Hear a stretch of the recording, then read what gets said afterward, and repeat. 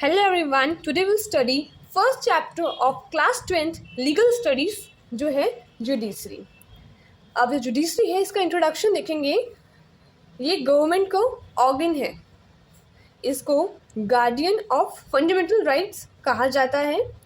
अब इसका कुछ वर्क्स हैं। डिस्प्यूट रिजोल्यूशन, अगर जो डिस्प्यूट है वो सेंटर और स्टेट के बीच में हो रखी है तो उस डिस्प्यूट को रिजॉल्व करने का काम हमारा जुडिशरी का है। अगर हमारे जो फंडामेंटल राइट है अगर उनका वायलेशन हो तो उसकी प्रोटेक्शन भी हमारा जुडिशरी करता है।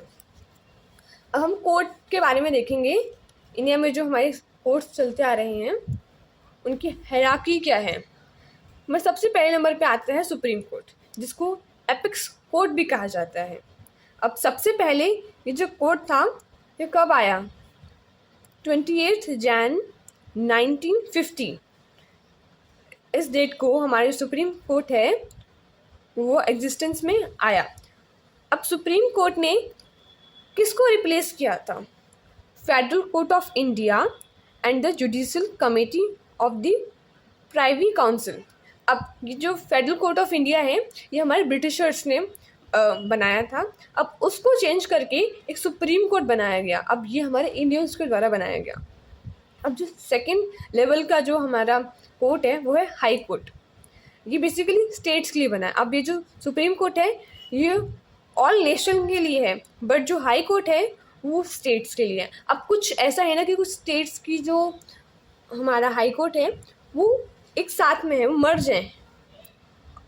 एट प्रेजेंट में हमारे 25 हाई कोर्ट्स हैं और दिल्ली हमारे एक ओनली ऐसा एक यूनियन टेरिटरी है जिसके पास अपनी खुद की हाई कोर्ट है। जैसे पंजाब एंड हरियाणा है, इनकी भी एक ही सुप्रीम हाई कोर्ट है, वो शेयर करते हैं। और थर्ड लेवल पे तो आएंगे हमारे डिस्ट्रिक्ट कोर्ट्स। ये लोअर कोर्ट्स होते हैं, इसको सबऑर्डिनेट कोर्ट्स भी कहा जाता है। अब ये बहुत ज़्यादा निचले लेवल पे काम करते हैं। अब उसके बाद आते हैं हमारे ट्राइब्यूनल्स। अब ट्राइब्यूनल्स बनाए गए हैं ये फर्दर हमारे जो कोर्ट्स हैं इनके वर्क को रिड्यूस करने के लिए। अब ट्राइब्यूनल्स में अलग अलग चीज़ों के लिए अलग अलग एक ट्राइब्यूनल बना दिया है, जिसकी वजह से हमारे जो वर्क है ये बर्डन इन तीन कोर्ट का वो थोड़ा सा रिड्यूस हो जाता है। अब हम बात करेंगे बेंच एंड बार के बारे में। जब जजेस की जो एसोसिएशन होती है जब वो साथ में बैठते हैं तो उसको बेंच कहा जाता है। और जब लॉयर्स एक साथ कोई भी मीटिंग वगैरह में होते हैं तो उसे बार कहा जाता है। अब है bench, division bench and constitutional bench. आए दिन हम लोग करंट अफेयर्स में ये पढ़ते हैं कि ये कॉन्स्टिट्यूशनल बेंच ने इसको नलिफाई कर दिया है या अनकॉन्स्टिट्यूशनल डिक्लेयर कर दिया है। अगर दो या दो से ज़्यादा जज अगर साथ में बैठ के कोई फैसला ले रहे हैं तो उसको डिवीज़न बेंच कहा जाएगा। बट अगर पाँच से ज़्यादा कितने 13 जजेस तक अगर ये लोग साथ में जो जजेस हैं वो साथ में बैठ के कोई डिसीजन ले रहे हैं उसको कॉन्स्टिट्यूशनल बेंच कहा जाता है। नेक्स्ट टॉपिक है एलिजिबिलिटी फॉर अपॉइंटमेंट ऑफ जजेस। अब जजेस की अपॉइंटमेंट कॉलेजियम सिस्टम के द्वारा होती है। Supreme court and high court के जो जज हैं वो इस सिस्टम के अकॉर्डिंग अपॉइंट किए जाते हैं। हमारा नेक्स्ट टॉपिक है एलिजिबिलिटी फॉर अपॉइंटमेंट ऑफ जजेस। अब इंडिया के अंदर जो जजेस की अपॉइंटमेंट है वो कॉलेजियम सिस्टम के द्वारा अपॉइंटमेंट की होती है। Supreme court and high court के जजेस अंडर कॉलेजियम सिस्टम अपॉइंट किए जाते हैं। अब सुप्रीम कोर्ट में 1950 जब हमारा फर्स्ट टाइम जो सुप्रीम कोर्ट था वो इन्फोर्स में आया था, इस्टेब्लिश हुआ था, तब हमारे यहाँ पे 7+1 जजेस थे। अब यहाँ पे 7+1 क्यों लिखा है? तो इसलिए 7 तो हमारे जजेस थे and 1 chief justice of India, जिसको हम CJI शॉर्ट में कहते हैं। अब आप मुझे जल्दी जल्दी कॉमेंट कर दो कि हमारा जो सुप्रीम कोर्ट इन्फोर्समेंट का जो डेट है वो क्या है। ईयर तो यहाँ लिखा हुआ है, अब डेट कमेंट कर दीजिए। प्रेजेंट यानी आज के टाइम पे कितने जजेस हैं? 33+1 यानी हमारे टोटल 34 जजेस हैं। 33 तो हमारे जजेस हैं and 1 CJI chief justice of India. अब कुछ इनकी क्राइटेरिया है कि उनके पास क्या क्या ये होने चाहिए, एक तो सिटीज़न ऑफ इंडिया। अगर सुप्रीम कोर्ट का जज बनना है ना, तो पहला क्राइटेरिया तो ये है कि आपको इंडियन होना पड़ेगा, कि हाँ आप इंडियन हो तभी आप यहाँ के जज बन सकते हो।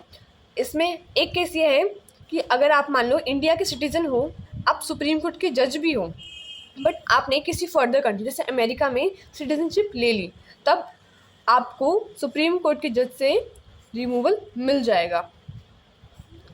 फिर अब सेकंड क्राइटेरिया है, इसमें आप यहाँ पे 3 चीज़ें हैं, इनमें से आपको कोई भी एक चीज़ फुलफ़िल करनी है।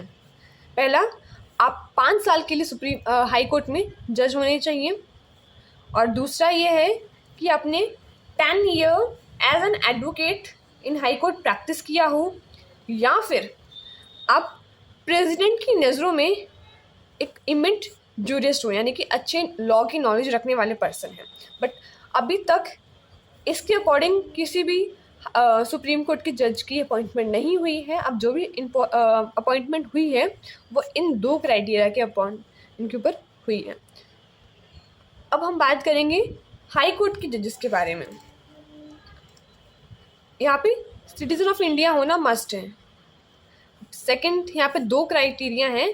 पहला कि आप कोई जुडिशियल ऑफिसर होने चाहिए फॉर 10 ईयर्स, या फिर आप 10 ईयर्स के लिए as an advocate in high court practice करते होने चाहिए।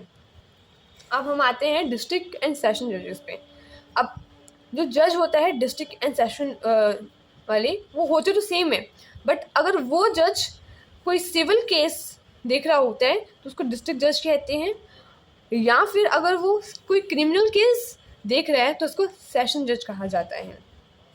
ये दोनों ही एक ही पर्सन होते हैं, but according to their case उनको नेम अलग अलग दिया गया है। अब इनके क्राइटेरिया है, पहला तो वो इंडिया का सिटीजन होना चाहिए। अब हमने ये 3 यहाँ पे जजेस पढ़े हैं, ये सबको इंडियन होना मस्ट है। अब यहाँ पे 7 year practice as an advocate. अब supreme court and high court में तो ये था कि 10 years as an advocate high court में प्रैक्टिस करनी होगी, बट यहाँ पे 7 ईयर्स के लिए है ऐसा कि आप 7 ईयर्स के लिए कोई एडवोकेट प्रैक्टिस करनी पड़ेगी आपको। 2 ईयर्स। अब हम कुछ रोल्स पढ़ेंगे। अब रोल्स को हम समझेंगे एक चार्ट के अकॉर्डिंग, जिससे आपकी जो लर्निंग है वो और भी ज़्यादा इजी हो जाए। जो ओरिजिनल जुडिसडिक्शन की जो यहाँ पे रोल है वो तीनों के पास है, supreme court, high court and district court. Appellate यानी अपील करने की जो जुडिसडिक्शन है वो भी तीनों के पास है। अब सुप्रीम कोर्ट को ओरिजिनल जुडिसडिक्शन अंडर आर्टिकल 131 के अंडर मिली है, और रिट के लिए ये जो पावर है वो supreme court and high court के पास है, डिस्ट्रिक्ट कोर्ट के पास ये पावर नहीं है। और एडवाइजरी की जो रोल है वो सिर्फ और सिर्फ सुप्रीम कोर्ट का है, वो भी अंडर आर्टिकल 143। और जो रिट है वो अंडर आर्टिकल 32 सुप्रीम कोर्ट के पास है, ये इम्पॉर्टेंट है ये आर्टिकल। और स्पेशल लीव पिटिशन ये अंडर आर्टिकल 136 के में है कि जो प्रेसिडेंट है वो सुप्रीम कोर्ट के जज से कोई भी मुद्दे पे कोई भी एडवाइस ले सकता है, और कोई भी स्पेशल लीव पिटिशन हो कि हमें ऐसी छुट्टी वुट्टी होनी चाहिए, ये भी सुप्रीम कोर्ट के जज के पास ही होता है। नेक्स्ट है इंडिपेंडेंस ऑफ जुडिशरी। अब जुडिशरी का इंडिपेंडेंस होना क्यों इम्पोर्टेंट है और ये किस आर्टिकल में मेंशन है और क्यों, ये सब हम देखेंगे। अब जो जुडिशरी की इंडिपेंडेंस है वो अंडर आर्टिकल 50 में डिस्क्राइब है।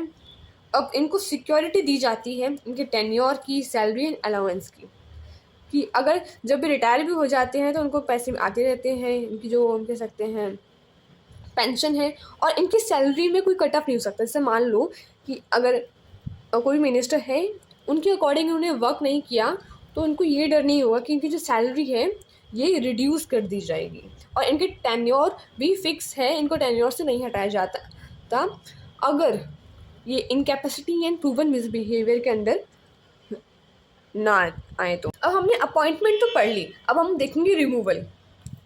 अब जजेस को रिमूव कैसे किया जाता है। अब इनको रिमूव करने के प्रोसेस को कहते हैं impeachment. Supreme court and high court के जजेस को इम्पीचमेंट के प्रोसेस से रिमूव किया जा सकता है। अब इनके ग्राउंड्स क्या क्या होते हैं रिमूवल के? पहला तो प्रूवन मिसबिहेवियर और दूसरा इनकेपेसिटी, या फिर ये दिखा दिया जाए कि ये जजेस हैं ये इनकैपेबल हैं ये सीट होल्ड करने के लिए, या फिर उन्होंने कोई गलत काम किया है। अब रिटायरमेंट एज, सुप्रीम कोर्ट के जजेस की रिटायरमेंट एज है 65 ईयर्स और हाई कोर्ट के जजेस की रिटायरमेंट एज है 62